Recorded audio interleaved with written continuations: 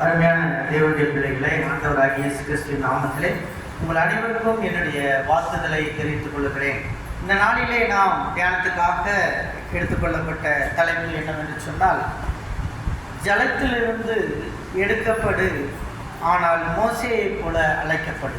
ஜலத்திலிருந்து எடுக்கப்படு ஆனால் மோசேயை போல அழைக்கப்படு.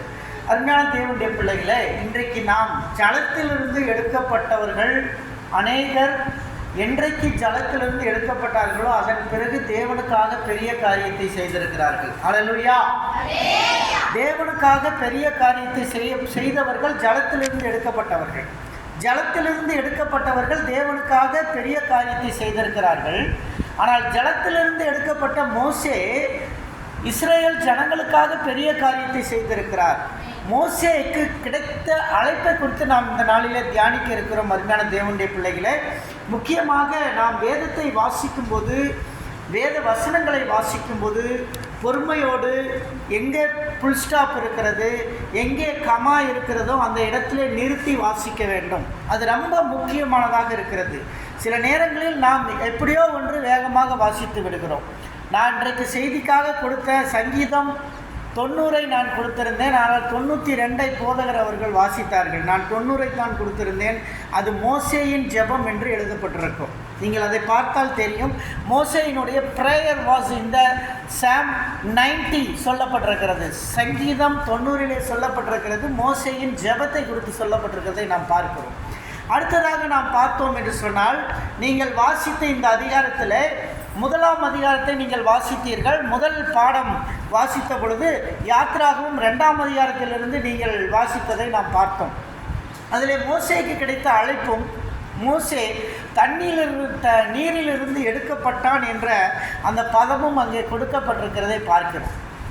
அதன் பிறகு நாம் பழைய ஏற்பாட்டிலே பார்த்தோம் என்று சொன்னால், இயேசு கிறிஸ்துவும் அவர் தண்ணீரிலிருந்து எடுக்கப்பட்டார் என்ற 2ஆம் வேத பாடத்திலே நாம் வாசித்தோம்.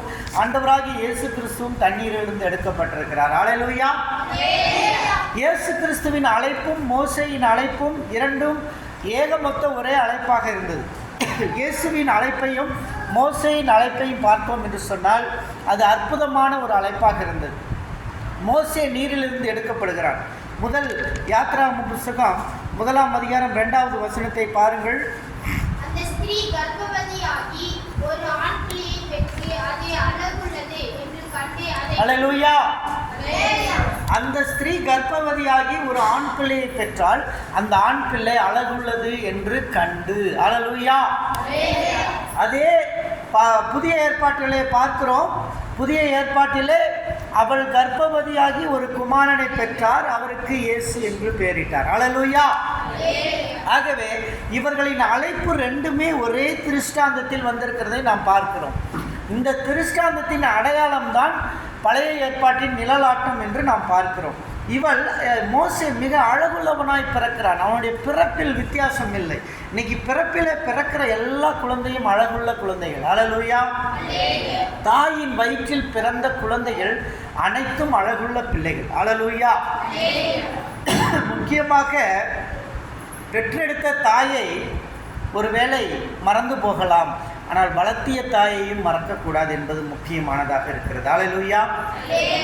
மோசேயினுடைய வாழ்க்கையிலே பெற்றெடுத்த தாய் கூட மறந்திருக்கலாம் மோசே, ஆனால் தன்னை வளர்த்திய தாய் சிறப்பானவள் என்பதை மறந்து விடாமல் இருக்க வேண்டும் என்பதை இந்த நாளிலே நான் சொல்லிக் கொள்கிறேன். அருமையான தேவனுடைய பிள்ளைகளே, இந்த அழகான ஆண் குழந்தையை அவர்கள் 3 மாதம் வரைக்கும் தான் ஒளிச்சு வைக்க முடிஞ்சிச்சு. 3 மாதம் தான் அந்த பையனை ஒளிச்சு வைக்க முடிஞ்சிச்சு. 3 மாதத்துக்கு மேலே அந்த பையன் சுட்டி பையனாக இருக்கிறான். சுட்டி செய்கிறான். அநேக நேரங்களில் நாங்கள் இந்த சிறு பிள்ளைகளை எடுத்து வளர்த்தும் பொழுது எங்களுக்கு நிறைய பிரச்சனைகள் வரும். என்னுடைய மனைவிக்கும் எனக்கு மட்டும்தான் தெரியும் அந்த பிள்ளைகள் எப்படி வளர்க்கப்பட்டார்கள் என்று சொல்லி. அநேகர் பல கதைகளை சொன்னாலும் சிலவைகள் அது உண்மையாக இருக்கும், சிலவைகள் அது பொய்யாக கூட இருக்கும்.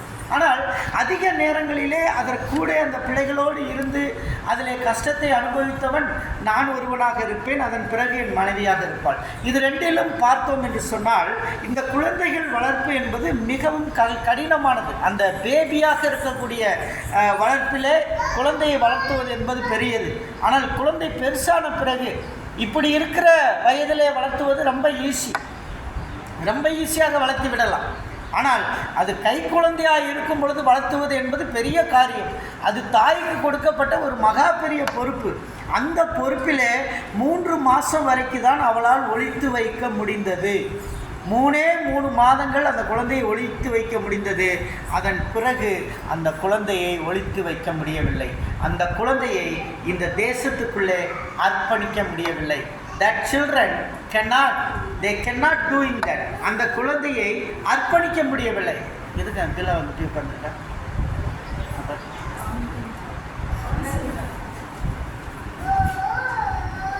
அந்த குழந்தைய நம்ம என்ன செய்ய முடியல? 3 மாதத்துக்கு மேலே ஒளிச்சு வைக்க முடியல. மோசேயினுடைய அழைக்கப்பட்ட குழந்தைய அவ்வளோ சீக்கிரம் ஒளிச்சு வைக்க முடியாது. அவன் அழைப்பு. இயேசு கிறிஸ்துவே அதே மாதிரி தான் ஒளிச்சு வைக்க முடியல. மோசேயை எப்படி 3 மாதம் ஒளிச்சு வைக்க முடியலையோ, இயேசுவையும் அவர் பிறந்த பெத்லகேமில் ஒளிச்சு வைக்க முடியல. அதனால தான் எகிப்துக்கு கூட்டிகிட்டு போனாங்க. இயேசுவை தூக்கிட்டு எகிப்துக்கு போனார்கள். எகிப்துக்கு போய் இயேசு கிறிஸ்துவை என்ன செஞ்சாங்க? அங்கே தான் மறைச்சி வச்சுருந்தாங்க. எந்த எகிப்திலே மோசே அரண்மனையில் வளர்கிறானோ அதே எகிப்திலே இயேசு கிறிஸ்து வளர்கிறார். இயேசு கிறிஸ்து வளர்ந்த காலம் எகிப்திலே வளர்கிறார். இயேசு கிறிஸ்து அவர்கள் பெத்லகேமிலிருந்து எகிப்துக்கு போனார்கள். தேவதூதன் யோசேப்புக்கு தோன்றி, நீ எகிப்துக்கு செல்ல வேண்டும், நீ இன்றே செல்ல வேண்டும் என்று, எகிப்துக்கு செல்ல வேண்டும் என்ற அழைப்பு கொடுக்கப்பட்டது. அவன் எகிப்துக்கு குழந்தையை தூக்கிட்டு போனான். எகிப்தில் போய் அந்த குழந்தையை இயேசுவை வைத்து அவன் பராமரித்து கொண்டிருந்தார்கள் என்று நாம் பார்க்கிறோம். இப்பொழுது இந்த குழந்தை 3 மாதம் தான் வைக்க முடிகிறது. இந்த குழந்தையை என்ன செய்ய முடியல? அதுக்கு மேலே ஒளிச்சு வைக்க முடியல. பெற்றவர்களால் அந்த குழந்தையை வளர்க்க முடியவில்லை. ஹல்லேலூயா. அதன் பிறகு அந்த குழந்தைக்கென்று ஒரு நாணர் பெட்டி செய்யப்படுகிறது. நாணர் பெட்டி அந்த காலங்களிலே மரணம் நிகழும் பொழுது மரணத்திற்கு டெட் பாடியை வைப்பதற்காக செய்வது தான் நாணல் பெட்டி. அந்த நாணல் பெட்டியிலே பிசுன்களும் தார்களையும் பூசி அதை தண்ணீரில் விடுவதற்காக அதை பயன்படுத்துகிறார்கள். அந்த நாணல் பெட்டியில் இறந்து போன குழந்தைகளை தான் வைப்பார்கள். ஆனால் இந்த நாணல் பெட்டி உயிரோடு இருக்கும் குழந்தை அங்கே மோசே வைக்கப்படுகிறார். மோசே அந்த நாணல் பெட்டியில் வைத்து அந்த நாணல் பெட்டியிலே நதியின் ஓரத்திலே வைக்கப்பட்டான். ஹல்லேலூயா. நதியின் ஓரத்திலே வைக்கப்பட்டான். 2:3 வாசியுங்கள். 2ஆம் அதிகாரம் 3வது வசனத்தை வாசியுங்கள்.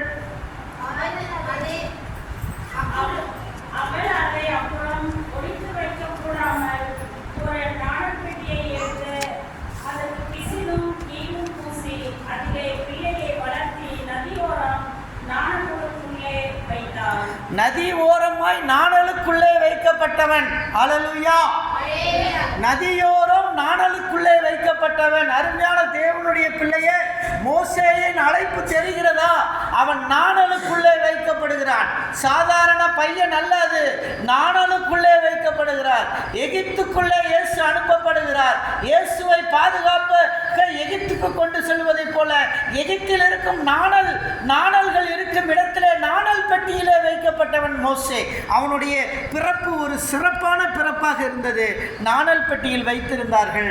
நாணல் பெட்டியில் வைத்திருக்கும் பொழுது அங்கே இது என்ன நடக்கும் என்பதை அவனுடைய தமங்கை அக்கா அவர்கள் பார்த்து கொண்டு இருந்தார்கள். தம்பி மீது அதிக பாசம் யாருக்கு இருக்கும்? அக்காவுக்கு தான் அதிகமாக இருக்கும். தம்பி மேலே ரொம்ப பாசம் இருக்கும். ஒரு முறை நான் மரத்து மேலே ஏறி தொங்கிட்டு இருந்தேன். எங்கள் அக்காவுக்கு என் மேலே ரொம்ப அக்கறை. தம்பி கீழே விழுந்துருவடா, என் தம்பி கீழே விழுந்துருவடான்னு என் காலை பிடித்து தொங்கினார். அவள் தொங்கின பொழுது நான் கீழே விழுந்த பொழுது என் கை உடைந்து விட்டது. என்னுடைய கை உடைந்து நான் கட்டு போட ஆரம்பித்தேன். என்னுடைய அக்கா என் மீது அக்கறை, மரத்திலிருந்து நான் கீழே விழுந்து விடுவேன் என்று சொல்லி எனது காலை பிடித்து கொண்டு, தம்பி வேண்டாண்டா இறங்குடா என்று சொல்லி என் காலை பிடித்து அந்த வெயிட்டில் இழுத்தா, அந்த வெயிட்டை என்னால் தாங்க முடியல. அந்த வெயிட்டில் கீழே விழுந்து எனது கை உடைந்து விட்டது. உடனே பிளாஸ்டர் கட்டு, சின்ன வயசுல கை கட்டு போட்டாங்க. எங்க அம்மா திட்டாங்க, பையன் கையை உடைச்சு போட்டேடி என்று. அம்மா அவன் மேலே தொங்கணும், மரத்து மேலே கீழே விழக்கூடாது என்று சொல்லி நான் அவனை பிடிச்சு இழுத்தேன். ஆனால் அவன் கீழே விழுந்துட்டான், கை உடைஞ்சு போச்சு. என்ன செய்வது? அருமையான தேவனுடைய பிள்ளைகளை, அக்காக்கள் இப்படித்தான் எமோஷன் ஆயிடுவாங்க அடிக்கடி. இந்த எமோஷன் பாருங்க, இங்கே தம்பியை நாணல் பெட்டியில் வச்சுட்டாங்க. தம்பி என்ன ஆவான்? தம்பி என்ன ஆவான்? தண்ணிக்குள்ளே மூழ்கிடுவானா அல்ல அப்படியே செத்து போயிடுவானான்னு இவன் பார்த்துக்கிட்டே நிற்கிறான். இவளுக்குள்ள அந்த கவலை வருகிறது. அருமையான தேவனுடைய பிள்ளையே, இங்கே பார்க்கிறோம், மோசேயினுடைய அக்கா கவலைப்படுகிறவராக, மிகவும் கவலை கொள்கிறவர்களாக அங்கே இருக்கிறதை நாம் பார்க்கிறோம். அருமையான தேவனுடைய பிள்ளைகளே, ஹல்லேலூயா, ஹல்லேலூயா. இந்த இடத்துல பார்க்கிறோம், அந்த நதியின் ஓரமாய் வைக்கப்பட்டவன் அந்த அக்கா அங்கே பார்த்து கொண்டு இருக்கிறார். தூரத்திலே நின்று கொண்டு என்ன சம்பவிக்கும் என்று பார்த்து கொண்டு இருக்கிறார். 2ஆம் அதிகாரம் 4வது வசனத்திலே, what is going to happen to Moses. அருமையான தேவனுடைய பிள்ளையே, நம்ம பிள்ளைகளுக்கு சில நேரங்களில் என்ன நடக்குமோ என்று நாம் யோசனையில் இருக்கலாம். நம்முடைய பிள்ளைகளுக்கு என்ன நடக்கும் என்ற யோசனையில் இருக்கலாம். Sometimes we may think about what will be happen to our children. Many times we will think about that. நம்ம அநேக நேரங்களில் நினைக்கிறோம், நம்ம பிள்ளைகளுக்கு என்ன நடக்கும், நம்முடைய குமாரனுக்கு என்ன நடக்கும், நம்முடைய குமாரத்துக்கு என்ன நடக்கும், என்னுடைய அண்ணனுக்கு என்ன நடக்கும், என்னுடைய தம்பிக்கு என்ன நடக்கும் என்று யோசித்துக் கொண்டு இருக்கலாம். அருமையான தேவனுடைய பிள்ளையே, உன்னுடைய யோசனைகளை கர்த்தர் மாற்ற வல்லவராக இருக்கிறார். இந்த நேரத்திலே நீ யோசித்துக் கொண்டு இருப்பாய் என்று சொன்னால் உனது யோசனையை கர்த்தர் மாற்றுவார். God will change all your bad thoughts. உன்னுடைய மோசமான யோசனைகளை மாற்றுகிற ஆண்டவராக இருக்கிறார். இங்கே பார்க்கிறோம் 5வது வசனத்துல, பார்வோனின் குமாரத்தி ஸ்நானம் பண்ண அங்க வருகிறார். ஹல்லேலூயா. தாங்க ஒருத்தனுடைய அழைப்பு, மோசேயின் அழைப்பு எந்த அளவுக்கு பரிசுத்த அழைப்பாய் இருக்கிறது என்று பாருங்கள். How that Moses calling us edifying. அங்கே பார்க்கிறோம், மோசேயினுடைய அழைப்பை அங்கே உறுதி செய்கிறதை நாம் பார்க்கிறோம். மோசேயினுடைய அழைப்பை பாருங்கள். அந்த அழைப்பின்படி யார் அங்கே வருகிறார்? பார்வோனின் குமாரத்தி வருகிறார். மோசே நாணல் பெட்டியில் கிடக்கிறான். நாணலின் மத்தியில் கிடக்கும் மோசேயை எடுப்பதற்கு கர்த்தருடைய அழைப்பு எங்கிருந்து வருகிறது? எகிப்தின் அரண்மனையிலிருந்து வருகிறது. ஹல்லேலூயா, ஹல்லேலூயா. மோசேயை காப்பாற்றுவதற்கு அழைப்பு எங்கிருந்து வருகிறது? ராஜகுமாரத்தி வருகிறார். ராஜகுமாரத்தியின் தாதிமார்கள் வருகிறார்கள். ராஜகுமாரத்தி தண்ணீரில் இறங்குகிறார். அந்த நாணல் பெட்டியை பார்க்கிறார். பார்த்துவிட்டு தாதிகளை அனுப்பி அந்த நாணல்களுக்கு உள்ளிருக்கும் நாணல் பெட்டியை எடுத்துக்கொண்டு வா என்று சொல்கிறார். அந்த பெட்டியை எடுத்துக்கொண்டு வருகிறார்கள். அந்த பெட்டியை திறக்கும் பொழுது அந்த பெட்டியில் முதல் பார்வை எகிப்தினுடைய இளவரசியின் பார்வை மோசேயின் மேல் பட்டது. ஹல்லேலூயா, ஹல்லேலூயா. அருமையான தேவனுடைய பிள்ளைகளே, அநேக நேரங்களில் நீங்கள் எப்படி பிறப்பீர்கள் என்று யாருக்கும் தெரியாது. நீங்கள் பிறந்தது ஒருவேளை எப்படியா இருக்கலாம். ஆனால் உங்களுக்கு ஒரு நல்ல பார்வை பட்டிருக்கிறது. தேவனுடைய பார்வை உங்கள் மீது பட்டிருக்கிறது. இந்த தேவனுடைய பார்வை பட்டதினாலே நீங்கள் ஆசீர்வதிக்கப்பட்டிருக்கிறீர்கள். நாணல் பெட்டியில் இருக்கும் மோசே அழிந்து போகிறவன் என்று எல்லாரும் கருதி இருக்கிறார்கள். அவனது அக்கா அப்படிதான் நினைச்சுக்கிட்டு இருக்கிறார். ஆனால் அந்த பெட்டியை திறந்த பொழுது எகிப்தினுடைய இளவரசியின் கண்கள் அவன் மீது பட்டது. ஹல்லேலூயா. எகிப்தின் இளவரசியின் கண்கள் அவன் மீது பட்டது. எகிப்தின் இளவரசியின் கண்கள் என்றைக்கு பட்டதோ அன்றையிலிருந்து அவன் இளவரசனாய் மாறுகிறான். ஹல்லேலூயா. நாணல் பெட்டியில் மரித்து போக வேண்டியவன், நாணல் பெட்டியில் அழிந்து போக வேண்டியவன், நைல் நதியிலே அவன் மூழ்கி போக வேண்டியவன், அப்படிப்பட்டவனை கர்த்தர் அங்கே எகிப்தின் ராணியை கொண்டு அரண்மனைக்கு கொண்டு செல்கிறதை பார்க்கிறோம். ஹல்லேலூயா, ஹல்லேலூயா. அருமையான தேவனுடைய பிள்ளையே, நீ எங்கோ பிறந்திருக்கலாம், நீ எங்கோ வளர்ந்திருக்கலாம். உனக்கான அழைப்பை கர்த்தர் எந்த இடத்தில் கொடுக்க வேண்டுமோ அந்த இடத்தில் கர்த்தர் கொடுத்திருக்கிறார். உனக்கான அழைப்பு மோசேயின் அழைப்பை போல் வந்திருக்கிறது. மோசேயின் அழைப்பை போல நீ அழைக்கப்பட்டிருக்கிறாய். இப்படிப்பட்ட அழைப்பை எடுத்துக்கொண்ட நீ கர்த்தருடைய ஆலயத்தில் இன்றைக்கு அழைப்பில்லாமல் நீ அமரவில்லை. with God's calling you are sitting here. Without God's calling you never sit here. இங்கே நீ தேவனுடைய அழைப்பு இல்லாமல் நீ அமர முடியாது. மோசேக்கு கிடைச்ச அழைப்பை பாருங்க, ராணி மூலமா கர்த்தர் எடுத்துட்டு போறாரு. ராணி மாதிரி வளர்த்துறாரு. ஹல்லேலூயா. ராஜா மாதிரி மோசே வளர்றான். அவங்க அக்கா போய் கேட்டா, இதுக்கான அம்மாவை நான் கூட்டிகிட்டு வரட்டா? ஒரு அம்மாவை கூப்பிட்டு வந்து கொடுக்குறேங்க, அந்த அம்மா பால் கொடுத்து பார்த்துக்குவாங்கன்னா சரின்னு சொல்லி உண்மையான அம்மாவை கூட்டிகிட்டு வந்து விட்டாங்க. உண்மையான அம்மா அதை பால் கொடுத்து வளர்த்துனாங்க. ஹல்லேலூயா. உண்மையான அம்மா நாணல் பெட்டியில் வைத்தார்கள். அதே நாணல் பெட்டியில் வைக்கப்பட்டதை உண்மையான அம்மா பால் கொடுத்தும் வளர்த்தினார்கள். அருமையான தேவனுடைய பிள்ளையை, நீ எங்கே பிறந்தன்னு தெரியாது, ஆனால் எந்த இடத்துல வளருவேன்னு தெரியாது. கர்த்தர் உனக்கு பால் கொடுத்து வளர்த்தி வச்சிருக்கிறார். ஹல்லேலூயா. ஹல்லேலூயா. கர்த்தர் உன்னை ராணி மாதிரி வளர்த்தி வச்சிருக்கிறார். உன்னை ராஜாக்களாய் வளர்த்தி வச்சிருக்கிறார். கர்த்தர் உனக்கு நல்ல ஃபீடிங் பாட்டில் கொடுத்தாரு, நல்ல பாலை கொடுத்தாரு, நல்ல உடையை கொடுத்தாரு, நல்ல உணவை கொடுத்தாரு. ஹல்லேலூயா. மோசே தன்னுடைய வாழ்நாள் முழுவதிலும் தன்னுடைய வளர்ப்பு அம்மாவை அவன் மறக்கவே இல்லை. மோசே முழுவதுமாய் அவன் அம்மா மீது பாசமுள்ளவனாய் இருந்தான். தன்னுடைய வளர்ப்பு அம்மாவின் மீது. அவன் அரண்மனையிலே வளர்ந்த பொழுதுதான் அங்கே பார்க்கிறோம், அங்கே ஸ்நானம் பண்ண வந்தது ஒரு இளவரசி வந்ததினாலே அவனும் ஒரு இளவரசன் ஸ்தானத்திற்கு உயர்த்தப்பட்டு எகிப்தினுடைய அரண்மனையிலே வளர்க்கப்படுகிறான். ஹல்லேலூயா. ஹல்லேலூயா. அந்த பெட்டியை திறந்த பொழுது பிள்ளை அழுகிறதை நாம் பார்க்கிறோம். அந்த பிள்ளை அழுகிற பிள்ளைக்கு பால் கொடுக்கும் தாயை கர்த்தர் ஏற்படுத்துகிறார். அதே பிள்ளை ராஜரீகமாய் வளர வேண்டும் என்று சொல்லி அவனை அரண்மனையில் கொண்டு போய் வளர்த்துகிறார்கள். ஹல்லேலூயா. ஹல்லேலூயா. அருமையான தேவனுடைய பிள்ளையை 2ஆம் அதிகாரம் 8வது வசனத்தை வாசியுங்கள். அதற்கு பார்வோனுடைய குமாரத்தை அழைத்துக் கொண்டு வா என்றார். இந்த பெண் போய் பிள்ளையின் தாயை அழைத்துக் கொண்டு வந்தாள். இதுல பாருங்க, 9வது வசனத்துல மோசே எவ்வளவு பெரிய அழைப்பு கிடைச்சதுன்னா, அவன் கை குழந்தையா இருக்கும்போதே அவங்க அம்மாவுக்கு வருமானம் கொடுத்தான். கை குழந்தையா இருக்கும்போதே her mother is earning money. எங்கேருந்து கிடைச்சது? அரண்மனையிலிருந்து கிடைச்சது. இப்போ அவங்க அம்மா அரண்மனையினுடைய ஊழியக்காரராக மாறிட்டான். அரண்மனைக்கு வேலை செய்கிறவள். அவள் யாருக்காக வேலை செய்யணும்? இனிமேல் ராணிக்கு, இளவரசிக்கு வேலை செய்யணும். 2:9 படிங்க. பார்வோனுடைய குமாரத்தை அவரை நோக்கி, நீ இந்த பிள்ளையை எடுத்துக் கொண்டு போய் அதை எனக்கு வளர்த்திடு, நான் உனக்கு சம்பளம் கொடுக்கிறேன். நான் உனக்கு சம்பளம் கொடுக்கிறேன். ஹல்லேலூயா. இப்ப பாருங்க, மோசே அழிய போகிற மனிதன், ஆனா கர்த்தர் அவனோட இருக்காருங்க. ஒரு குழந்தை தாயின் கருவுக்கு முன்னாடி கர்த்தர் முன்குறிக்கிறார். உங்களை என்னையும் கர்த்தர் முன்குறித்திருக்கிறார். சாதாரண பிழைப்பு அல்ல நாம் பிறந்தது. உங்களை கர்த்தர் முன்குறித்து வைத்திருக்கிறார். மோசே நாணல் பெட்டிக்குள் வந்து அவன் அழிந்திருக்க வேண்டியவன். ஆனால் அதே மோசே அவங்க அம்மாவுக்கு சோறு போடுகிறான். ஹல்லேலூயா.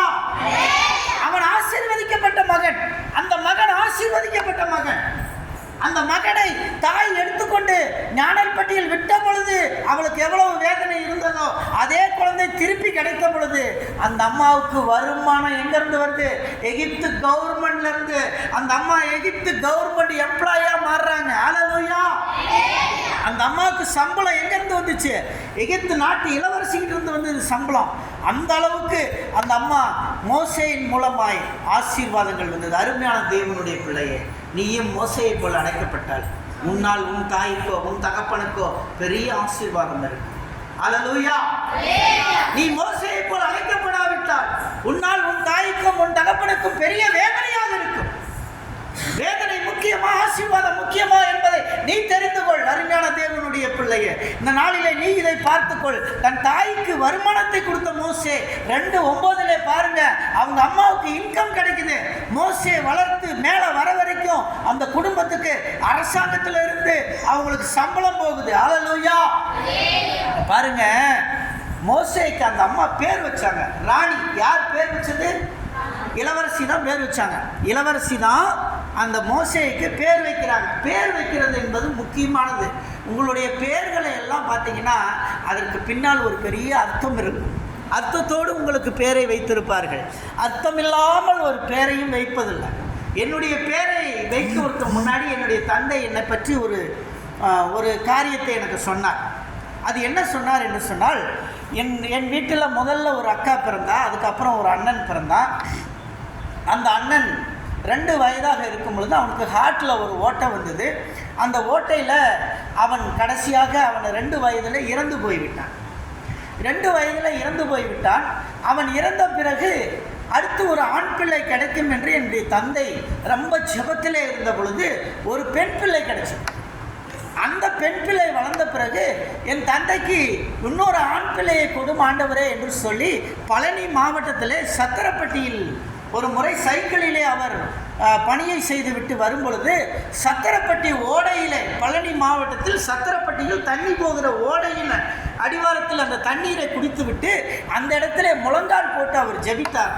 அவர் ஜெபிக்கும் பொழுது, ஆண்டவரே எனக்கு ஒரு குமாரனை கொடும் என்று சொல்லி ஜெபித்த பொழுது ஆண்டவர் சொன்னாராம், erase and shine like that is come என்று ஏசாயா 60 அந்த வசனத்தை சொன்னாராம். எழும்பி பிரகாசி, உன் ஒளி வந்தது, கர்த்தருடைய ஒளி உன்மேல் உதித்தது என்று சொன்னாராம். அந்த எரைஸ் அண்ட் ஷைன் என்ற வார்த்தை என்னுடைய தந்தையினுடைய காதிலே ஒலித்தபடினாலே எனக்கு ஒரு மகன் பிறந்தால் நான் இந்த பெயரை நான் வைக்கப் போகிறேன் என்று அந்த சத்திரப்பட்டி ஓடையில் இருந்து அவர் எந்திரிச்சு வந்தார். அதே போல என்னுடைய அம்மா கர்ப்பம் தெரித்த பொழுது நான் ஒரு ஆண் பிள்ளை பிறக்கிறேன். அந்த ஆண் பிள்ளைக்கு ஷைன் என்ற பெயரை வைத்தார். அந்த பெயர் தான் இன்றைக்கு எனக்குள்ளே இருக்கிறது. ஒவ்வொரு குழந்தைகளுக்கும் ஒரு பெயரை வைப்பதற்கு இறைவன் தேர்ந்தெடுக்கிறார். ஹல்லேலூயா. God has chosen you for your names. ஒவ்வொரு பெயர்களுக்கும் ஒரு அர்த்தம் இருக்கிறது. என்னுடைய பெயருக்கு பிரகாசம் என்றும் வெளிச்சம் என்றும் அர்த்தமாக இருக்கிறது. அப்படி உங்களுடைய ஒவ்வொருவருடைய பெயருக்கும் ஒரு பெரிய அர்த்தம் இருக்கிறது. அந்த அர்த்தத்தின்படி கர்த்தருடைய அழைப்பு இருக்கும். சும்மா உங்களுக்கு ஆக்சிடென்ட்டாக உங்கள் அப்பா அம்மா பேர் வச்சுட்டாங்கன்னு நீங்கள் நினைக்க வேண்டாம். உங்கள் பேர்களுக்குள்ள ஒரு அர்த்தம் இருக்கும்.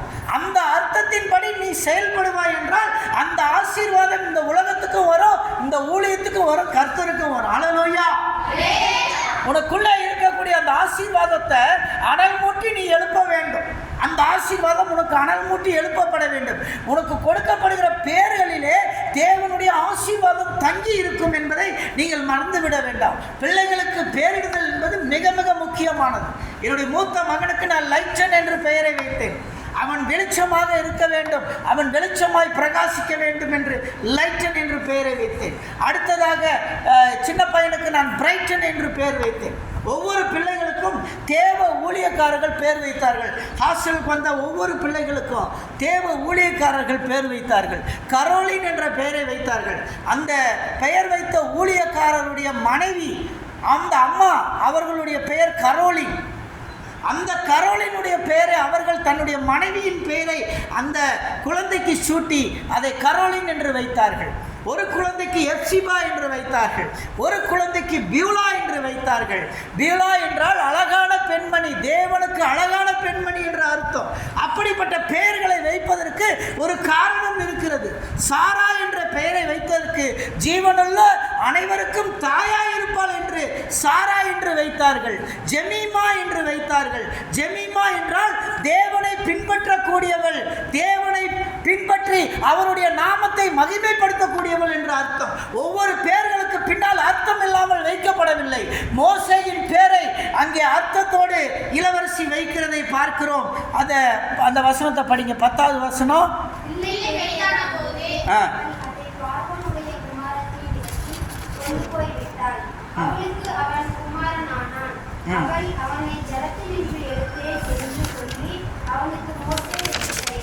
பார்வோனின் குமார்த்தி தான் பேர் வச்சா மோசேக்கு. அவனை ஜலத்திலிருந்து எடுத்தேன். I was taken out of the water. I was taken out of the water because he is called as Moses என்று அழைத்தார்கள். ஹல்லேலூயா.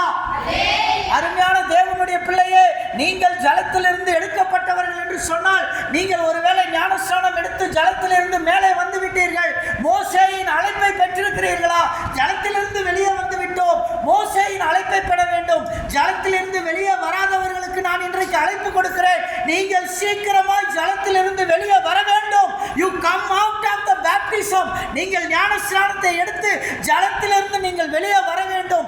அப்பொழுதுதான் உங்களுடைய ஆசீர்வாதத்தை நீங்கள் தக்க வைத்துக் கொள்ள முடியும். ஹல்லேலூயா. ஹல்லேலூயா. ஜலத்திலிருந்து ஜலத்திலிருந்து வெளியே வந்தவர்கள் மோசேயை போல அழைக்கப்பட வேண்டும். ஹல்லேலூயா.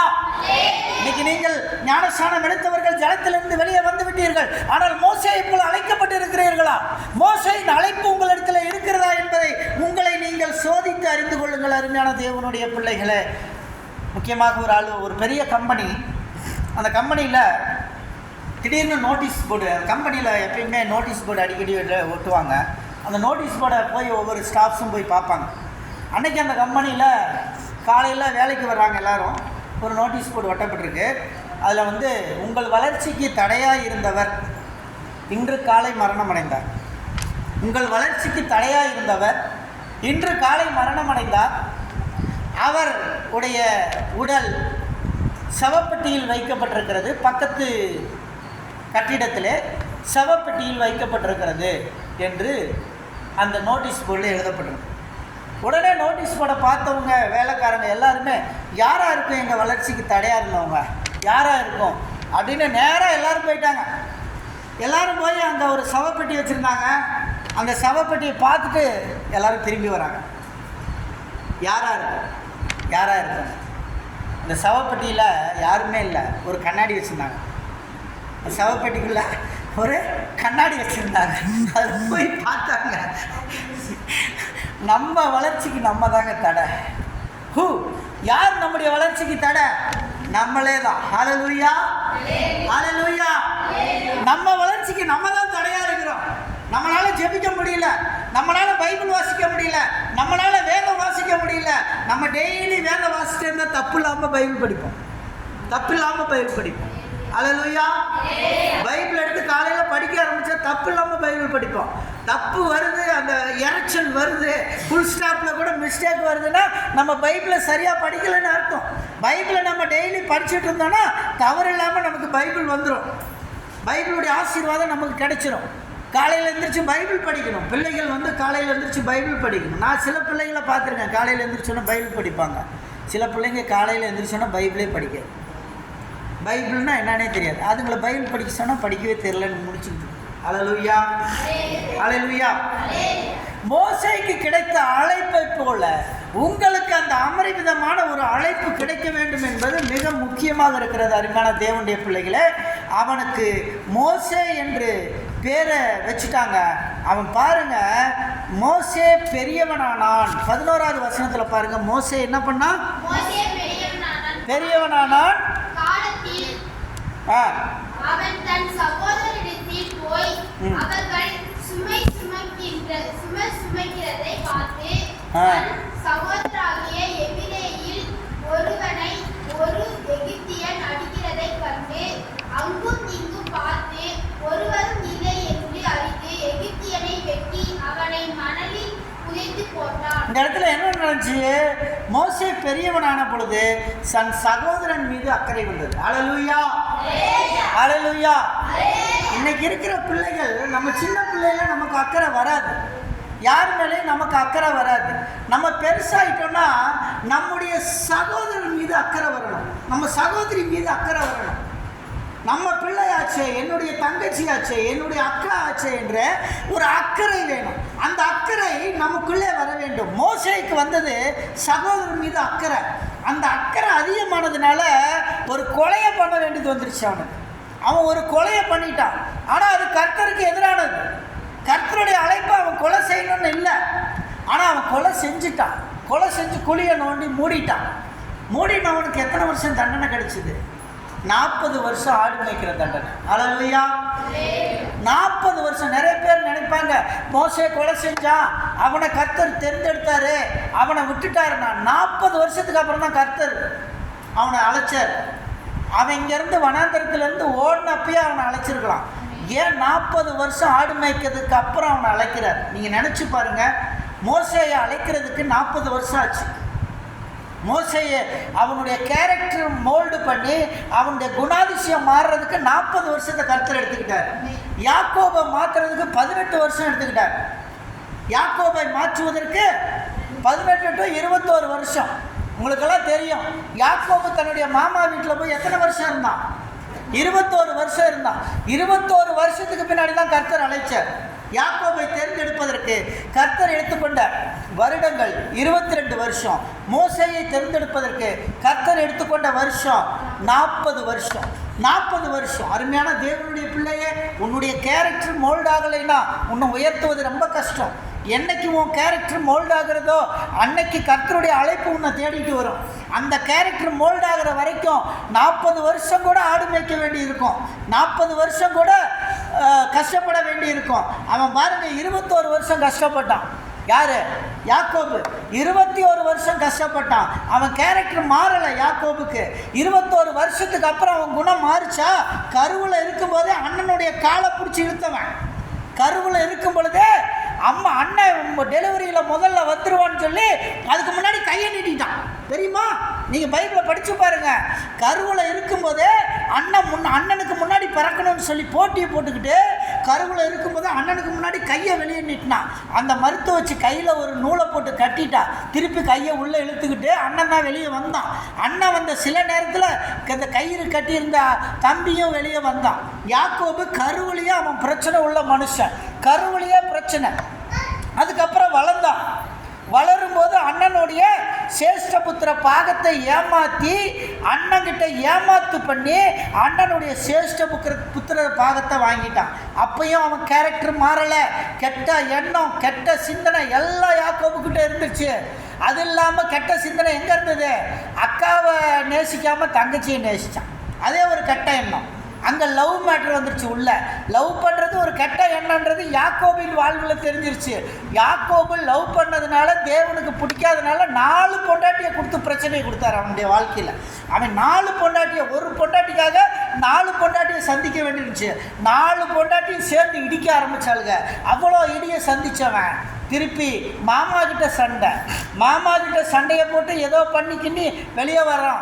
வெளியே வந்த பிறகு தேவ தூதன் கிட்ட கடைசியில் கடவுளுடைய அதிகாரத்தோட சண்டை போடுறான். அவன் குணம் மாறலை. கடைசியில் என்னாச்சு? தேவ தூதரோட ஃபைட் பண்ணுறான். நீயா நானா அப்படின்னு ஃபைட் பண்ணான். அந்த தேவ தூதன் தொடைய ஒரே ஒரு அடி அடிச்சுட்டு போனார். அவ்வளோதாண்டா மாப்பிள்ளை, நீ காலாகாலத்துக்கு நொண்டிட்டு. அருமையான தேவனுடைய பிள்ளையே, நம்முடைய கேரக்டர் ஆண்டவர் நம்ம மாற்றிக்கலைன்னா கர்த்தர் எங்கேயாவது ஒரு இடத்துல ஒரு அடியை வச்சுவார். அந்த அடியை வச்சு மாற்றுவார். அது உனக்கு லைஃப் லாங் அந்த அடி இருந்துக்கிட்டே இருக்கும். அப்போ உன் கேரக்டர் மாறணும்னு அர்த்தம். அது ஒரு வேளை சுகராக இருக்கலாம், பிபியாக இருக்கலாம், அது ஒரு வேளை ஹார்ட் அட்டாக்காக இருக்கலாம். எந்த அடி உனக்கு கிடைக்கிறதோ அந்த அடியில் நீ யாக்கோபை போல மாறிக்கணும். யாக்கோபு கடைசி வேளை நொண்டியாக இருந்தான். கர்த்தருடைய அதிகாரத்தையும் நேரம் டச் பண்ணான். அதே போல் இங்கே பார்க்குறோம், சகோதரன் மீது அக்கறை. சகோதரன் கஷ்டத்தை உணர்ந்தான், பார்த்தான். எபிரேயரை எகிப்தியன் அடிக்கிறத காணும்போது அவன் மனசு தாங்கலை. அவன் சகோதரருக்காக கொலை செய்தான். சகோதரர் மீது அக்கறை உள்ள மோசே கடைசியில் பயப்படும் மோசையாக மாறுறான். ஒரு பயந்த மோசையாக மாறுறான். பார்வோன் அரசனுக்கு பயந்தான்னு வேதவசனம் சொல்லுது. 2:14 சொல்லுது, அரசனுக்கு பயந்தான், மோசே பயந்தான்னு சொல்லுது. மோசே பயந்திருக்காங்க. அருமையான தேவனுடைய பிள்ளையே, மோசே பயப்படுவதற்கு காரணம் என்ன? அவன் செய்த கொலை. அவன் கொலை பண்ணதுனால பயப்பட ஆரம்பித்தான். ஆனால் கர்த்தர் விடலை. இவன் பண்ணது தப்பு தான், ஆனால் கர்த்தர் விடலை. அவனுக்கு 40 வருஷம் தண்டனையை கொடுத்தாரு. அதே நேரத்தில் அவன் எங்கே போகணுமோ அங்கே போயிருக்கான் பாருங்க.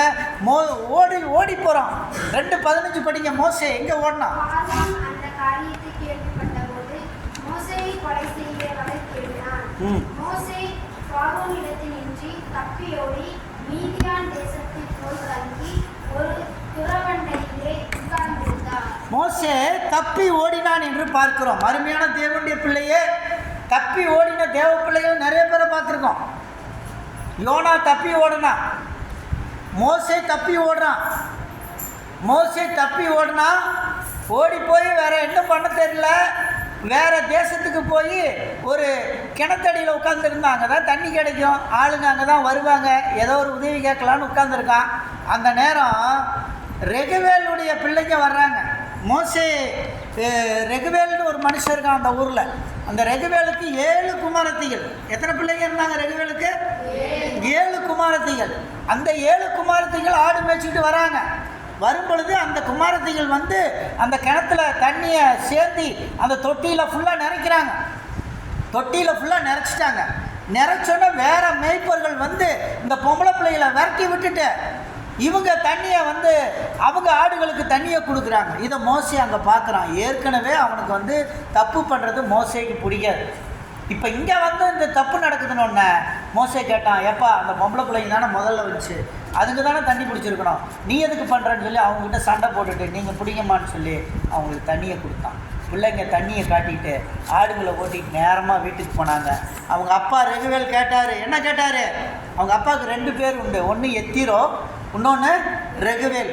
அதாவது எக்ஸோடஸ், அதாவது யாத்ராம புஸ்தகம் 18:5-6 பார்த்திங்கன்னா இருக்கும். அடுத்து வந்து நியாயாதிபதிகள் 4:11 இருக்கும். அப்புறம் வந்து என்னாகமம் புஸ்தகம் 10:29. இதிலெல்லாம் அவருடைய 2 பேர் இருக்கும். ஒரு பேர் ரெகுவேல், இன்னொரு பேர் எத்திரோன்னு சொல்லுவோம். ஆங்கிலத்தில் ஜெத்திரோன்னு சொல்லுவோம், தமிழில் வந்து எத்திரோன்னு சொல்லுவோம். இந்த எத்திரோ போய் கேட்டார், ஏம்மா இன்றைக்கி நேரமாக வந்துட்டீங்க, என்ன விஷயம்? அப்பா ஒன்றும் இல்லைப்பா, இந்த மெய்ப்பர் பசங்க இதே மாதிரி பிரச்சனை பண்ணுவானுங்க, எப்பயும் எங்களுக்கு பிரச்சனை பண்ணிகிட்டு இருப்பாங்க. ஆனால் இன்றைக்கி ஒரு மனுஷன் வந்தார், எகிப்து மனுஷன். அவர் எகிப்து ட்ரெஸ் எல்லாம் பண்ணியிருக்காரு, எகிப்து இளவரசன் மாதிரி தெரிஞ்சுது, எகிப்து ட்ரெஸ் இருக்குது. எகிப்து மனிதர்களுக்கு வந்து அங்கே எகிப்தில் படித்த மனிதர்கள், அந்த காலத்து எகிப்தியர் யூனிவர்சிட்டி தான் பெரிய யூனிவர்சிட்டி. அந்த யூனிவர்சிட்டியில் படித்தவனுக்கு ஒரு கோல் கொடுத்துருப்பாங்க. அந்த கோலில் மேலே வந்து எகிப்தினுடைய முத்திரை இருக்கும். அந்த கோலுக்கு மேலே என்ன இருக்கும்? எகிப்தினுடைய முத்திரை இருக்கும். இந்த எகிப்து கோலை தூக்கிட்டு தான் மோசே ஓடி இருந்தான். மோசே ஓடும்போது எகிப்தின் கோல் இருந்தது. இந்த கோலை பார்த்தோன்னா அவன் படித்தவன், அவன் எகிப்து நாட்டை சேர்ந்தவன் அப்படின்னு சொல்லி அவங்க பொண்ணுங்கள்லாம் முடிவு பண்ணிட்டாங்க. முடிவு பண்ணிவிட்டு அவங்க சொன்னாங்க, இந்த மாதிரி எகிப்தியன்னாங்க. ஏம்மா அவர் அவ்வளோ நல்ல மனுஷனாக இருக்கார், அவர் எதுக்காக வந்தார் என்னான்னு தெரியலையே, நீங்கள் பாரு பாதியில் நல்ல வழியில் விட்டுட்டு வந்துட்டீங்களாம்மா, போய் அவர் எப்படியாவது கூட்டிகிட்டு வாங்கம்மா. அவனே பிள்ளைங்க ஓடி வாங்க, எங்கள் அப்பா கூப்பிட்றாங்க, வீட்டுக்கு வாங்கன்னு சொல்லி வீட்டுக்கு கூப்பிட்டாங்க. வீட்டுக்கு கூப்பிட்டு வரும்போது மோசே வாஸ் எக்ஸ்பிளைன், தன்னுடைய நிலைமையை அவர் எக்ஸ்பிளைன் பண்ணார். நான் இவ்வளோ படிச்சிருக்கேன், எனக்கு எகிப்தினுடைய கோலில் எனக்கு இருக்கிற பதவி வேறு, எனக்கு இருக்கிற அந்த எகிப்தினுடைய பதவி வேறு, ஆனால் அந்த அளவுக்கு நான் படித்திருக்கிறேன், எல்லாம் பண்ணியிருக்கேன். ஆனால் இன்றைக்கி பார்வோன் அரசன் என்னை துரத்துறான், நான் எங்கே போகணுன்னு தெரியல. அந்த நேரம் எத்திரோ சொன்னார், நீ எங்கேயும் போகாத, என் வீட்டில் இரு. ஹல்லேலூயா, ஹல்லேலூயா. அப்போ மோசே சொன்னா, நான் உங்கள் வீட்டில் எப்படி சும்மா இருக்கிறதுனா, என்னுடைய ஆடுகளை ஓட்டு. அதே மாதிரி எனக்கு ஒரு பொண்ணு இருக்கா, அந்த பொண்ணை கல்யாணம் பண்ணி கொடுத்துட்றேன். 7 பொண்ணு இருக்குது, எப்படியோ ஒரு பொண்ணை கல்யாணம் பண்ணிட்டு நீங்கள் ஆடு ஓட்டிக்கிட்டே பொழைச்சிக்கோ என்று சொல்லி எத்திரோ மோசேக்கு திருமணம் செய்து வைத்தார். பயந்து ஓடினவனுக்கு திருமண வாழ்க்கை வந்தது. அவன் திருமண வாழ்க்கை கர்த்தரால் நியமிக்கப்பட்டது. அந்த திருமண வாழ்க்கை அவன் ஏற்றுக்கொண்ட சிம்பேரால் என்ற ஒரு பெண்ணை திருமணம் செய்து கொள்கிறான். அது யாத்ராகமம் 2:21 வாசியுங்கள். யாத்ராகமம் 2:21. மோசே அந்த மனிதனிடத்தில் தங்கி இருக்க சம்மதித்தான். அவன் சிப்போராள் என்னும் தன் குமாரத்தியை மோசேவுக்கு கொடுத்தான். அவள் ஒரு குமாரனை பெற்றாள். நான் அந்நிய தேசத்தில் பரதேசியாய் இருக்கிறேன் என்று சொல்லி அவனுக்கு கெர்சோம் என்று பெயரிட்டான். ஹல்லேலூயா. பாருங்க, அந்த பேர் வைக்கிறது ரொம்ப முக்கியம். நம்ம கிறிஸ்டியானிட்டியில பேர் வைக்கிறது ரொம்ப முக்கியம். உங்களுக்கெல்லாம் ஏதோ ஒரு பேரை வந்து கர்த்தர் கொடுக்கல, கர்த்தர் நியமிச்சு தாயின் கருவில் முன்குறிச்சு உன் பேரை வச்சிருக்காரு. ஹல்லேலூயா, ஹல்லேலூயா. பேர் வைக்கிறது சாதாரணமாக வைக்கல. இப்போ இவனுக்கு கெர்சீம்னு பேரை வச்சு அந்த சிம்பரால் வந்து அழகாக பேரை வச்சார்.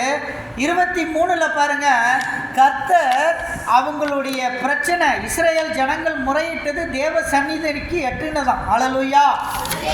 பார்த்தீங்கன்னா தேவ சந்நிதியில் எட்டின ஒரு சில காரியங்கள் இருக்குது.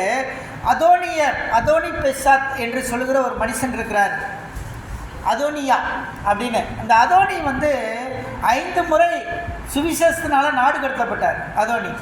அதோனியா விசுவாச பிரமாணம் தான் அவர் எழுதி கொடுத்த விசுவாச பிரமாணம் தான் நம்ம சபைகளில் அது மருவி இருந்தது ஒரு காலத்தில்.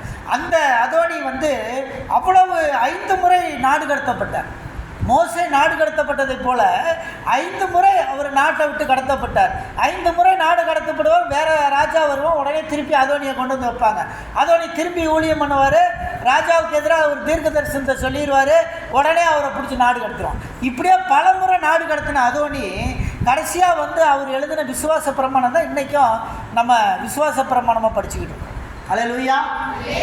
அந்த மெசியா விசுவாச பிரமாணம் அதோனி விசுவாச பிரமாணத்திலிருந்து எடுக்கப்பட்டது தான் 365 எழுதப்பட்ட அந்த அதோனி விசுவாச பிரமாணம். ஸோ இங்கே மோசேக்கு கிடைத்த அழைப்பை குறித்து நம்ம என்ன பார்த்துக்கிட்டே இருக்கோம். அவருடைய அழைப்பு ஒரு விசேஷமான அழைப்பு, அது வந்து சாதாரணமான அழைப்பாக அது வந்து இல்லை.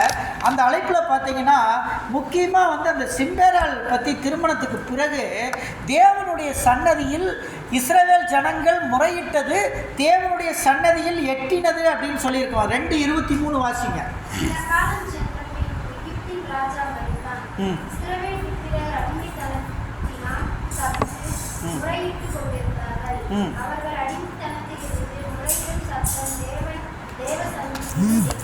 முறையிடும் சத்தம் தேவ சன்னதியில்.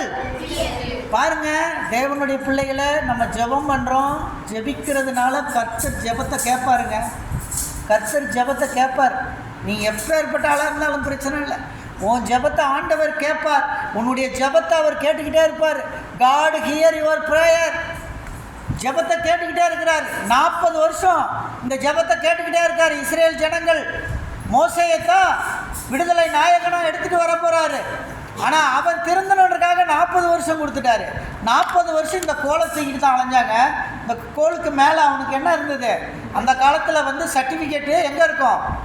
கோலில் கொடுப்பாங்க. அதனால தான் இன்றைக்கி இருக்கிற பிஷப்புக்கள்லாம் மேலே கோல் வச்சுக்கிட்டு கோலெல்லாம் கொடுப்பாங்க. இந்த கோலில் தான் இருக்கும் ரெவரண்ட் ஆர்டினேஷன், பிஷப் ஆர்டினேஷன்லாம். இந்த கோலை இப்படி வச்சுக்கிட்டு தான் மோசே எல்லா இடத்துக்கும் போனோம்.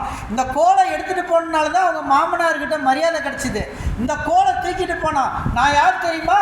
எகிப்தில் படித்தவன். நான் யார் தெரியுமா? எகிப்தில் படித்தவன். என் பூர்வீகம் என்ன தெரியுமா? என் ஜாதி என்ன தெரியுமா? என் மொழி என்ன தெரியுமா? இப்படியே பேசிக்கிட்டே மோசே அலைஞ்சான். 40வது வருஷம் கர்த்தர் முள்செடியிலிருந்து பேசுகிறார் மோசே கிட்ட. முள்செடியிலிருந்து பேசும்போதும் இந்த கோலை பிடிச்சிட்டு நிற்கிறான். கர்த்தர் கேட்கிறாரு, உன் கையில் இருக்கிறது என்ன? அல்லேலூயா. உன் கையில் இருக்கிறது என்ன? கோல் அப்படின்னா. கோலா? அதை கீழே போடுனா. கீழே போட்டான். என்னாச்சு? பாம்பா மாறிடுச்சு. அல்லேலூயா, அல்லேலூயா. கோலை கீழே போட்டா அது பாம்பா மாறிடுச்சு. இப்ப மோசே கிட்ட சொன்னாரு, அந்த கோலை எடுனாரு. அவன் வாளை பிடித்து தூக்கி எடுத்த பொழுது அவனுடைய பதவி, அவனுடைய கர்த்தர் அவனை சந்தித்த பொழுது அவனுடைய பெருமை, அவனுடைய படிப்பு, அவனுடைய பூர்வீகம் எல்லாம் தலைகளா போச்சு. அல்லேலூயா. கர்த்தரை சந்திச்சு பின்பற்ற வர விரும்பினால் நீ தன்னைத்தான் வெறுத்து தன் சிலுவை எடுத்துக்கொண்டு என்னை பின்பற்ற கடவன். உன்னுடைய பெருமை முக்கியம் அல்ல, உன்னுடைய அழகு முக்கியம் அல்ல, உன்னுடைய மொழி, உன்னுடைய குடும்பம், உன்னுடைய பாரம்பரியம் எது முக்கியம் அல்ல. கர்த்தரை பின்பற்றா எல்லாத்தையும் தலைகளா போட்டுட்டு கர்த்தரை பின்பற்ற. அல்லேலூயா. இப்ப மோசேயுடைய கோல் என்னாச்சு? இப்ப தலைகீழா போச்சு. நல்லா தெரிஞ்சுக்குங்க, மோசேயினுடைய கோல் கர்த்தர் சந்தித்த பொழுது அவனுக்கு இருந்த பெருமை எல்லாம் தலைகீழா போச்சு. கர்த்தரை சந்தித்த பொழுது முதல் கோலிலேயே கர்த்தர் காட்டிட்டாரு. எக்ஸாம்பிள், நீ எடு, வாழை பிடிச்சி தூக்கி எடு. நான் வாழை பிடிச்சி தூக்கி எடுக்கும் போது அவனுடைய படிப்பு, அந்த அந்தஸ்து எல்லாம் என்னாச்சு? டைவர்ஷன், தலைகீழா போயிடுச்சு, தலைகீழாக்கப்பட்டது. அருமையான தேவனுடைய பிள்ளையே, கர்த்தர் உன்னிடத்திலிருந்து கிரியை செய்ய வேண்டும் என்று சொன்னால் உன்னுடைய பூர்வீகங்கள், உன்னுடைய பெருமைகள், உன்னுடைய ஆசாபாசங்கள் எல்லாம் தலைகளா மாறணும். அல்லேலூயா, அல்லேலூயா. பாருங்க, கர்த்தர் இவங்க யாருடைய உடன்படிக்கையை நினைவு கூர்றாரு தெரியுமா? 4 காரியங்கள் இந்த இதில் நம்ம பார்க்குறோம். 23ல் தேவ சன்னதியில் எட்டினது. அப்போ நீங்கள் ஜெபம் பண்ணுறத கர்த்தர் கேட்குறார். முதல் காரியம், நீங்கள் ப்ரேயர் பண்ணுறத கர்த்தர் கேட்குறார். உனக்கு என்ன இல்லை? உன் வீட்டில் அரிசி இல்லையா? பருப்பு இல்லையா? எண்ணெய் இல்லையா? அது கர்த்தருக்கு தெரியும். அல்லேலூயா. கர்த்தர் உன் ஜெபத்தை கேட்கிறார். If you pray well, God will be open a great door for you. தேவன் ஒரு பெரிய வாசலை திறப்பார். அந்த வாசலை திறந்தார்னு வச்சுக்கோங்களேன். எனக்கெல்லாம் 20 வருஷத்துக்கு முன்னாடி திறந்தார். பயங்கர கஷ்டம். ஹாஸ்டல் நடத்தும்போது சாப்பாடு கிடையாது, ஒன்றும் கிடையாது, அரிசி இல்லை, பருப்பு இல்லை, எண்ணெய் இல்லைன்னு கர்த்தர் என்கிட்ட பேசினார் ராத்திரியில், until the famine is over the oil in the flour will not be dried. தேசத்தில் பஞ்சம் தீரும் வரை உன்னுடைய வீட்டில் உள்ள பாத்திரத்துக்கு எண்ணெய்க்கும் குறைவு இருக்காது. அருமையான தேவனுடைய பிள்ளைகளே, இந்த வார்த்தை என்னிடத்தில் கர்த்தர் பேசினதிலிருந்து இன்று வரை நீங்கள் ஹாஸ்டலுக்கு போனீங்கன்னா அரிசிக்கோ பருப்புக்கோ எண்ணெய்க்கோ குறைவு இருக்காது. கர்த்தர் என்னை குறைவு இல்லாமல் நடத்தி கொண்டிருக்கிறார். அருமையான தேவனுடைய பிள்ளைகளே, இந்த ஆசீர்வாதம் உன்னுடைய மணிப்பர்சை நிரப்புவார் ஆண்டவர். God will increase everything, whatever. உன்னுடைய பேங்க் பேலன்ஸை நிரப்புவார் கர்த்தர். உன்னுடைய பேங்க் பேலன்ஸ் அதிகப்படுத்துவார். பணம் இல்லாமல் நின்று கொண்டு இருக்கிற தேவனுடைய பிள்ளையே, ஒருவேளை உன்னிடத்தில் பணம் இல்லை என்று நினைத்து கொண்டு இருக்கலாம். இந்த நேரத்தில் கர்த்தர் அதை நிரப்புவார். எப்படி நிரப்புவார்? நீ தசமபாகம் கொடுத்தா நிரப்புவார். ஹல்லேலூயா, ஹல்லேலூயா. தசமபாகத்தை நம்ம சரியாக கொடுக்கணும். நானாக இருக்கட்டும், நீங்களா இருக்கட்டும். தசமபாகத்தை கர்த்தருக்கு 10ல் 1 பங்கு கர்த்தருடையது. கர்த்தருடைய பணத்தை நம்ம எடுக்கவே கூடாது. கர்த்தருடைய பணத்தை எடுக்கவே கூடாது. எனக்கு ஆரம்ப ஊழியத்தில் பயங்கர தரித்திரம் இருந்தது. நான் என்னுடைய மென்டர்கிட்ட நான் பேசிக்கிட்டு இருந்தேன். என்னுடைய மென்டர் சொன்னார், நீ தசமபாகம் கொடுக்குறியான்னாங்க. இல்லை, நான் கொடுக்கறது இல்லைன்னு. நான் ஊழியக்காரன், எனக்கு ஃபுல் டைம் மினிஸ்ட்ரி, நான் எப்படி தசமபாகம் கொடுக்க முடியும்னு. அப்போ இந்த வசனம் வந்து விசுவாசிகளுக்கு மட்டும்தானா, உனக்கு கிடையாதான்னு கேட்டார். இல்லை, எனக்கு தான் அந்த வசனம்னே. அப்போ நீ அதை ஃபாலோ பண்ணாரு. அதை என்னைக்கு ஃபாலோ பண்ணணும்? என் குடும்பத்தில் தரித்திரம் போச்சு, என் குடும்பத்தில் கஷ்டங்கள் போச்சு, என் குடும்பத்தில் பிரச்சனைகள் போச்சு. கர்த்தர் 1 மடங்கல்ல 4 மடங்கு ஆசீர்வாதத்தை அதிகப்படுத்தி கொண்டே இருக்கிறார். ஹல்லேலூயா. நமக்கு நிறைய பேருக்கு தெரியும், எனக்கு வருமானம் வரலை, எனக்கு சம்பளம் வரலை. நிறைய பேர் யோசிக்கலாம். ஆனால் அருமையான தேவனுடைய பிள்ளையே, நீ கர்த்தருடைய பணத்தை நீ விளையாண்டு கொண்டு இருந்தால் உனக்குள்ளே சம்பளம் அதிகம் வரவே வராது. கர்த்தருடைய பணத்தை கர்த்தருக்கு கொடுத்துடணும். ஹல்லேலூயா. இன்னைக்கு நான் கர்த்தருடைய பணத்தை நான் எடுத்து விளையாண்டால் என் பிள்ளைகள் கஷ்டப்படுவார்கள், என் மனைவி கஷ்டப்படுவாள், என் குடும்பங்கள் கஷ்டப்படும், என் ஆர்ஃபனேஜில் இருக்க பிள்ளைகளுக்கு சாப்பாடு இருக்காது. நான் கர்த்தருக்கு தசமபாகம் கொடுப்பதனால இந்த பிள்ளைகள் இன்னைக்கு ராஜபோகமாய் வாழ்றாங்க. இன்னைக்கு காலையில் நான் கஞ்சி குடிச்சிட்டு இருந்தேன். என் மகன் கஞ்சி குடிச்சிட்டு இருந்தான். கரோலின்னு கேட்ட, கஞ்சி வேண்டாம், கஞ்சி எனக்கு வேண்டாம், கஞ்சி வேண்டாம். அருமையான தேவனுடைய பிள்ளைகளே, யோசித்து பாருங்கள். அந்த கஞ்சி கிடைக்காத ஒரு நாள் வரும்.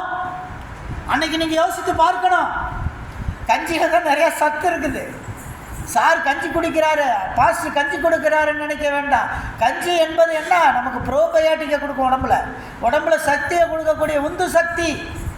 ஒரு காலத்தில் நானும் கஞ்சியை கேவலமாக நினைத்தவன் தான். கேரளாவுக்கு போய் பார்த்தேன். பெரிய கோடீஸ்வரன். வீடெல்லாம் பார்த்தீங்கன்னா 2 கோடிக்கு கட்டியிருப்பான், 3 கோடிக்கு கட்டியிருப்பான். சர்ச்சில் ப்ரேயர் முடியும். சர்ச்சில் ப்ரேயர் முடிஞ்சோன்னா பாரிஸ் ஹாலில் கஞ்சி வச்சுருப்பாங்க. சட்டி பானையில் கஞ்சி. அந்த கஞ்சியை ஒவ்வொருவனும் குடித்து விட்டு செல்லுவான். ஹல்லேலூயா, ஹல்லேலூயா. பெருமை ஒருத்தங்கிட்ட கிடையாது. பெருமை கிடையாது. அவன் மாதிரி ஒரு வீடை நான் தர்மபுரியில் பார்க்கல. அவன் மாதிரி கோடீஸ்வரன் இங்கே நான் பார்க்கல. இந்த ஊரில் அவன் 2 கோடி BMW காரில் வருவான், எல்லாம் வருவான், அவ்வளோ பெரிய கோடீஸ்வரன். ஆனால் கஞ்சியை குடிச்சிட்டு போகிறான். அருமையான தேவனுடைய பிள்ளைகளே, கர்த்தருக்கு முன்னாடி நீ தாழும் பொழுது கர்த்தர் உன்னை உயர்த்துவார். அவங்களுக்குள்ள பெருமை இல்லை. அவங்க சாப்பிட்ற சாப்பாட்டில் கூட அவங்க பெருமையை பார்க்கல. நம்ம இன்னைக்கு பெருமையை பார்த்துட்டு இருக்கோம். ஹல்லேலூயா, ஹல்லேலூயா. நம்ம இன்னைக்கு பெருமையை பார்க்குறோம். We are watching over that. ஐயோ, கஞ்சியா எப்படி குடிக்கிறது? யோசிக்கிறோம். அருமையான தேவனுடைய பிள்ளைகளே, கர்த்தருடைய சந்நிதியில் எட்டினது. கர்த்தர் அவர்களின் உடன்படிக்கையை நினைவு கூறுகிறார். 24 படிங்க. தேவன் அவர்கள் பெருமூச்சை கேட்டு தாம் ஆபிரகாமோடும் ஈசாக்கோடும் யாக்கோபோடும் செய்த உடன்படிக்கையை நினைவு கூர்ந்தார். ஹல்லேலூயா. நீங்க ஜெபம் பண்றத கர்த்தர் கேட்பார். உங்களுக்கு கொடுத்த வாக்குத்தத்தத்தை நினைவு கூறுவார். எப்பயும் வாக்குத்தத்தை வச்சு ஜெபம் பண்ணுங்க. வருஷத்தினுடைய வாக்குத்தத்தை வச்சு ஜெபம் பண்ணுங்க. நீங்க ரட்சிக்கப்படும் போது தேவன் கொடுத்த வசனங்கள் இருக்கும். அந்த வசனங்களை வச்சு நீங்க ஜெபம் பண்ணுங்க. அந்த ஜெபத்தின்படி உங்களை உயர்த்தி கொண்டு போவார் கர்த்தர். அந்த வசனத்தின் மேல உயிர் இருக்கிறது. அந்த வசனத்தை நீ பயன்படுத்தும் போது உனக்குள்ளே உயிருள்ள பிரசனம் மேலே வந்துகிட்டே இருக்கும். அதுக்கு தான் நம்ம தேவ சந்நிதியில் உட்கார்ந்து நியூ இயர் அன்னைக்கு வாக்குத்தத்த அட்டையை எடுக்கிறோம். அந்த அட்டையில் சொல்லியிருக்கு ஒரு வார்த்தை, அந்த வருஷம் உள்ள உன்னை நடத்துவார் அந்த மாதிரி. ஹல்லேலூயா, ஹல்லேலூயா. தேவன் என்ன செஞ்சாரு? உடன்படிக்கையை நினைவு கூர்ந்தார். 25வது வசனம் என்ன சொல்லுது? கண்ணோக்கும் தேவன். ஹல்லேலூயா. அருமையான தேவனுடைய பிள்ளையே, உன்னை பார்த்துக்க யாரும் இல்லை என்று நினைத்துக் கொண்டிருக்கலாம். உலகத்தில் இந்த மனிதன் என்னை காப்பாற்றி விடுவான், நான் இவனை நம்புகிறேன், அவன் என்னை காப்பாற்றி விடுவான் என்று நினைக்காதே. கர்த்தரை நம்பு. ஹல்லேலூயா. கர்த்தரை நம்பு. எந்த மனிதனும் உன்னை காப்பாற்ற முடியாது. உலகத்தில் இருக்கக்கூடிய யாரும் உன்னை காப்பாற்ற முடியாது. கர்த்தர் தான் உன்னை காப்பாற்ற முடியும். ஹல்லேலூயா. நான் ஏறுபலிக்கு வரும்போது கர்த்தரை நம்பி வந்தேன். யாரை நம்பி நான் அந்த ஊருக்கு வரல, நான் கர்த்தரை நம்பி வந்தேன். I was seeking God, only God. No my daddy, no my mummy, no my sister, nothing, anyone. I never believe. I believe only God. If you believe only God, God will be use you mightily. Hallelujah. Hallelujah. தேவனை சார்ந்து வாழ். Your faith is put your faith to God. தேவன் சொல்றாரு பாருங்க, கண்ணோக்கும் தேவன். நான் உன்னை பார்க்குறேன்ப்பா மகனே, உன் கஷ்டம் என்னன்னு நான் பார்க்குறேன், உன்னுடைய படிப்பில் நீ எவ்வளோ குறைவு இருக்கிறேன்னு பார்க்குறேன், எல்லாத்தையும் நான் பார்க்குறேன். அருமையான தேவனுடைய பிள்ளை, உன்னை கண்ணோக்குகிற தேவன். God is seeing you. அடுத்ததா கர்த்தர் கண்ணோக்கி நினைத்தருளினார்னு இருக்கும். படிங்க. தேவன் அவர்களை நினைத்தருளினார். இன்றைக்கு உங்களை ஆண்டவர் நினைத்தருளினார். God is remember you. தேவனுடைய பிள்ளையே, உன்னை தேவன் உங்களை நினைச்சிட்டு இருக்காரு. எவ்ரிடே ஒவ்வொரு நாளும் நினைத்தருளுகிறார். ஒரு பெரிய தோட்ட ஓனர் இருந்தார், பெரிய தோட்டம் வச்சிருந்தார். அவர் ஒரு வாழைத்தார் கொண்டு போய் வேலைக்காரனை கூப்பிட்டார், இங்கே வாப்பா, இந்த வாழைத்தார் நல்ல வாழைத்தாரை கொண்டு போய் சர்ச்சுக்கு கொடுத்துட்டு வா, எடுத்துகிட்டு போ அப்படின்னு அனுப்பிவிட்டார். அந்த வேலைக்காரன் அந்த வாழைத்தாரை எடுத்துகிட்டு போனான். போகிற வழியில் வயிறு பசிச்சுது. அவன் என்ன பண்ணான், நின்று பார்த்தான், யாரும் பார்க்கல, ஒரு வாழைத்தாரை உரிச்சான், பிரித்து சாப்பிட்டான். இன்னும் கொஞ்சம் தூரம் போனால் மறுபடியும் பசிச்சுது. இன்னொரு வாழைப்பழத்தை எடுத்தான், அதை உரித்தான், சாப்பிட்டான். 2 பழத்தை சாப்பிட்டுட்டு நேராக சர்ச்சுக்கு கொண்டு போய் முழு தாரையும் வச்சுட்டு காணிக்கை கொடுத்துட்டு வந்துட்டான். அன்றைக்கி நைட்டு ஓனருக்கு ஒரு கனவு வருது. கடவுள் வர்றாரு. கடவுள் வந்து கனவுல வந்து, மகனே நீ கொடுத்த 2 வாழைப்பழம் ரொம்ப நன்றிப்பா, 2 வாழைப்பழம் கொடுத்த ரொம்ப நன்றி அப்படின்னு கடவுள் சொல்கிறார். உடனே ஓனருக்கு என்ன ஆச்சரியம், நம்ம ஒரு தார் இல்லை கொடுத்துட்டோம், நம்ம 2 வாழைப்பழம் கொடுக்கலையே, தாரை இல்லவா கொடுத்துட்டோம். உடனே வேலைக்காரனை கூப்பிட்டாரு, இங்கே வேடா, நீ நேற்று கொண்டே கொடுத்தியா? ஆமாங்க கொடுத்துட்டேன் அப்படின்னு. உண்மையை சொல்ல, 2 வாழைப்பழம் தான் கொண்டே கொடுத்தா, தாரையை கொடுத்தாங்க. இல்லை தாரையை கொடுத்துட்டு வந்துட்டேன். ஆனால் ஒரு 2 வாழைப்பழம்னு கர்த்தர் சொல்கிறாரு. என்னன்னா, அப்போ அவன் சொன்னான், ஐயா என்னை மன்னிச்சுக்குங்க ஐயா, அந்த 2 வாழைப்பழத்தை நான் தின்னுபிட்டேன், அந்த 2 வாழைப்பழத்தை நான் தின்னுபிட்டேன். அப்போ அவர் ஓனருக்கு புரிஞ்சுதான், இந்த ஏழை சாப்பிட்ட 2 வாழைப்பழத்தை கர்த்தர் அதை காணிக்கையை ஏற்றுக்கிட்டாரு, டோட்டல் தாரை ஏற்றுக்கலன்ட்டு. ஹல்லேலூயா, ஹல்லேலூயா. அந்த கர்த்தருக்கு நீங்கள் கொடுக்குறது சின்னதாக இருந்தாலும் கர்த்தர் ஏற்றுக்குவார். இன்றைக்கி நீங்கள் நினச்சி பாருங்கள், மோசேயை போல் அழைக்கப்படு, ஜலத்திலிருந்து எடுக்கப்படு, மோசேயை போல அழைப்பை பெறு. அந்த அழைப்பை பெற்ற பிறகு உன்னுடைய பெருமையை என்னைக்கு விடுகிறாயோ அன்றைக்கு பாரு உன் அழைப்பு எங்கே போகுது. மோசே அந்த பெருமையை விட்ட பொழுது எகிப்தில் ராஜாக்களுக்கு இணையாக போய் அமர வைத்தார் கர்த்தர். ஹல்லேலூயா. ராஜாக்களுக்கு இணையாக அமர வச்சார். இன்னைக்கு உங்களுக்கு உங்களுடைய பெருமையை எடுத்து நில்லுங்க. பெருமை உள்ளவர்களுக்கு தேவன் எடுத்து நிற்கிறார், தாழ்மை உள்ளவர்களுக்கு கிருபை அளிக்கிறார். ஆகவே மோசேயை போல அழைக்கப்படு, ஜலத்திலிருந்து எடுக்கப்பட்ட நீ மோசேயை போல அழைக்கப்படு. மோசேயின் அழைப்பை நீ உறுதி செய்து கொள். கர்த்தர் எப்படி மோசேயை அழைத்தாரோ அதை போல, கர்த்தர் எப்படி இஸ்ரவேலரை கண்ணோக்கினாரோ, எப்படி உடன்படிக்கையை நிறைவு கூர்ந்தாரோ, தேவ சன்னதியிலே எப்படி கேட்டாரோ அப்படியே உன்னை நடத்துவார். தேவன் தாமே உன்னை ஆசீர்வதிப்பாராக. நாம் எல்லாரும் ஜெபிப்போமா? Shall we all pray? அன்பின் கர்த்தாவே, உமக்கு நன்றி அப்பா. மோசேயை போல நீரிலிருந்து எடுக்கப்பட்ட நீ மோசேயை போல அழைக்கப்படு. அந்த அழைப்பின் பாத்திரனாய் நீ நடந்து கொள். கர்த்தர் உன்னை ஆசீர்வதிப்பார். கர்த்தர் சந்திப்பதற்கு முன்பாக நீ உனக்குள்ள இருக்கும் பெருமையை எடுத்தேறி மோசே தனது கோலில் என்ன என்று கேட்ட பொழுது அது கோல் என்று சொன்னான். அந்த கோலை கீழே போடு என்று சொன்ன பொழுது அந்த கோல் பாம்பாய் மாறினது. அந்த பாம்பின் வாளை பிடித்து எடுத்த பொழுது அந்த கோல் அப்படியே தலைகளாக மாறிச்சு. கர்த்தருக்கு முன்னாடி நீ படித்த படிப்பு, உன்னுடைய இனம், உன்னுடைய ஜாதி, உன்னுடைய மதம், உன்னுடைய காரியங்கள் எல்லாம் தலைகளாக போயிடும். கர்த்தருக்கு முன்னாடி கர்த்தர் தான் மேலே நிற்பார். அவருக்காக உன்னை ஒப்பு கொடுத்து ஜெபிப்போம். அன்பின் கர்த்தாவே உமக்கு ஸ்தோத்திரம். அந்த பிள்ளைகளை ஆசீர்வதி, இப்படி கிருபை இருக்கட்டும், இப்படி பிரசனம் இருக்கட்டும், தொடர்ந்து வழி நடத்துவீரார். இப்படி பிள்ளைகள் கொடுத்த காணிக்கை ஆசீர்வாதமாக இருக்கான பலனை 30 60 100 செய்வீரார். நசரேயனாகிய இயேசு கிறிஸ்துவின் நாமத்தில் வேண்டிக் கொள்கிறேன் பரம பிதாவே. நாத்துமாவே கர்த்தரை ஸ்தோத்திரி, என் விடுதலை பரிசுத்தத்தை ஸ்தோத்திரி. நாத்துமாவே கர்த்தரை ஸ்தோத்திரி, கர்த்தர் செய்த சகல பாரங்களையும் மறவாதே. ஆமென். நம்முடைய கர்த்தராகிய இயேசு கிறிஸ்துவின் கிருபையும் பிதாவாகிய தேவனுடைய அன்பும் பரிசுத்த ஆவியானவருடைய அன்பின் ஐக்கியமும் சந்தோஷமும் சமாதானமும் நம் அனைவரோடும் இன்றும் என்றும் சதா காலமும் இருப்பதாக. அல்லேலூயா, அல்லேலூயா, அல்லேலூயா. கர்த்தருக்கு